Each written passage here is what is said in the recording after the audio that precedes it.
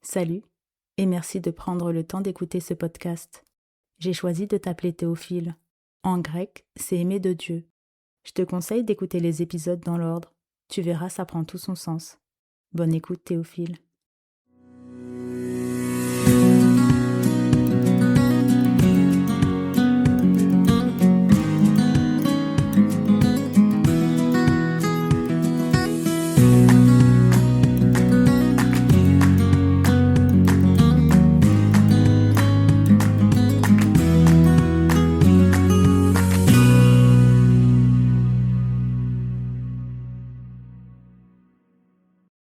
Reconnaître sa voix. Mes brebis entendent ma voix. Je les connais et elles me suivent. Elles ne suivront pas un étranger, mais elles fuiront loin de lui, parce qu'elles ne connaissent pas la voix des étrangers. Je leur donne la vie éternelle et elles ne périront jamais, et personne ne les ravira de ma main. Jean 10, les versets 27, 5 et 28. Ok, cher Théophile, tu as remarqué que ta destinée dépend de la voie que tu décides de suivre? La question est donc, comment faire la différence entre la voie de Dieu et celle du ou des serpents? Que ce soit en Éden, en mode serpent, dans le désert tentant Jésus, en mode messager, ou en utilisant un agent, Pierre le disciple, le diable est constamment dans la dissimulation. Par contre, sa stratégie est, a été et sera toujours la même. L'insinuation au doute, la remise en question et la contradiction ouverte de la parole de Dieu. Avec Ève, il commence par remettre en question la parole de Dieu. Dieu a-t-il réellement dit, pour ensuite la contredire ouvertement, « Vous ne mourrez pas ». À Jésus, juste après que son Père lui ait affirmé « Celui-ci est mon Fils », il dit « Si tu es Fils de Dieu », en émettant le doute. Ensuite, par la bouche de Pierre, il contredit Jésus qui annonce sa mort et sa résurrection. « À Dieu ne plaise, Seigneur, cela ne t'arrivera pas ». Tu as remarqué que Jésus n'entre jamais en conversation ou en argumentation avec le diable? Il dit juste, il est écrit. C'est la seule façon de lui résister afin qu'il fuit loin de toi, Théophile. Autrement, tu deviens une proie facile, comme Ève. Et il n'y a aucune raison pour cela. Très bien.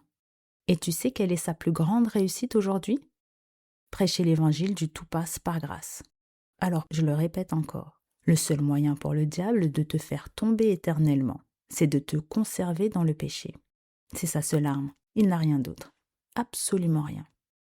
Du coup, les gens sont attirés à Christ par du « venez comme vous êtes ». Dieu vous accepte tel quel. C'est véridique, parfaitement vrai. Dieu vous accepte tel quel.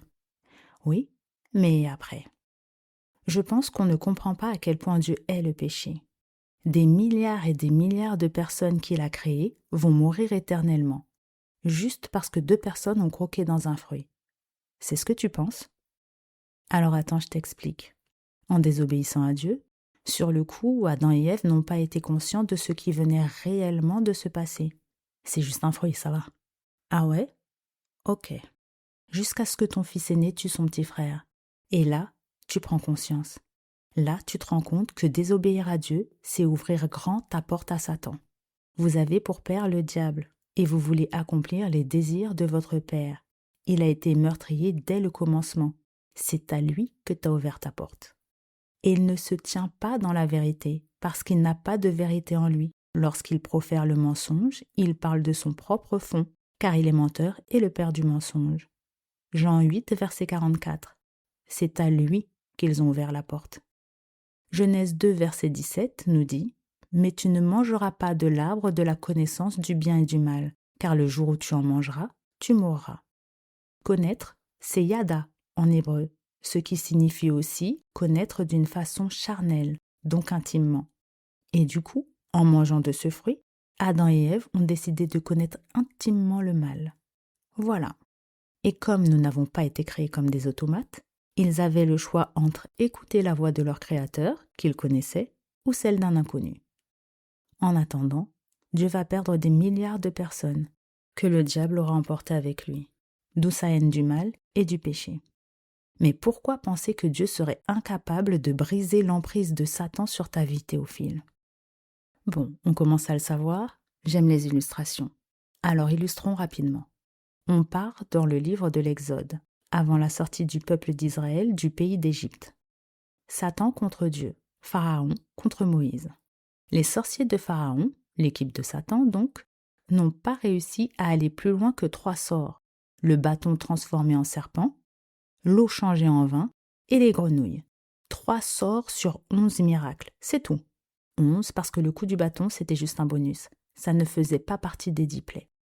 Impossible de suivre après ça. Les magiciens dirent à Pharaon que c'était le doigt de Dieu qui agissait. Et le doigt de Dieu, Théophile, c'est le Saint-Esprit. Selon ce qui est écrit dans l'évangile de Luc, chapitre 11, verset 20, et c'est Jésus qui parle, « Mais si c'est par le doigt de Dieu que je chasse les démons, le royaume de Dieu est donc venu vers vous. » Comparé à Matthieu 12, verset 28, c'est toujours Jésus. « Mais si c'est par l'Esprit de Dieu que je chasse les démons, le royaume de Dieu est donc venu vers vous. » Je le répète encore.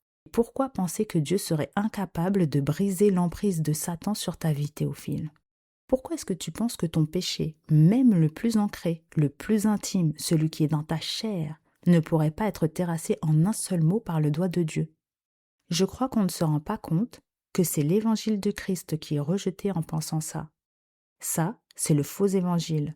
C'est la voix V-O-I-X et V-O-I-E du serpent. L'évangile du Christ, c'est va et ne pêche plus. C'est la seule voie à écouter et à emprunter. Alors encore une fois, juste pour le plaisir. Voici, je vous ai donné le pouvoir de marcher sur les serpents et sur les scorpions, et sur toute la puissance de l'ennemi, et rien ne pourra vous nuire. Luc 10, verset 19. On va finir par le connaître celui-là.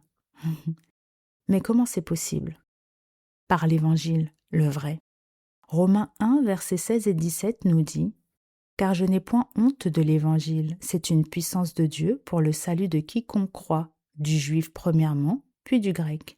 Parce qu'en lui est révélée la justice de Dieu par la foi et pour la foi, selon qu'il est écrit, le juste vivra par la foi. » La foi en quoi?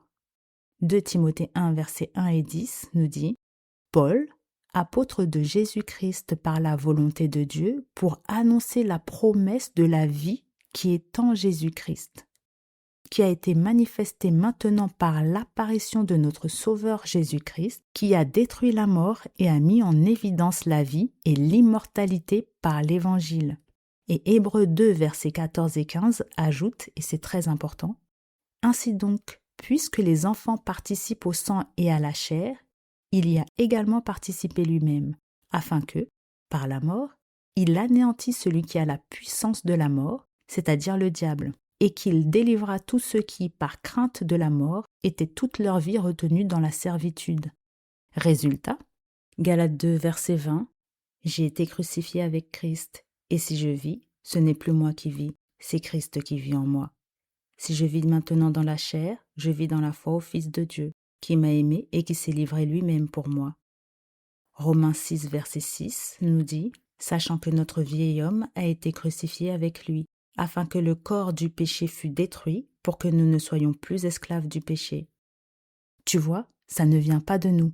À la croix, Jésus a remporté notre victoire sur le péché de manière ferme et définitive.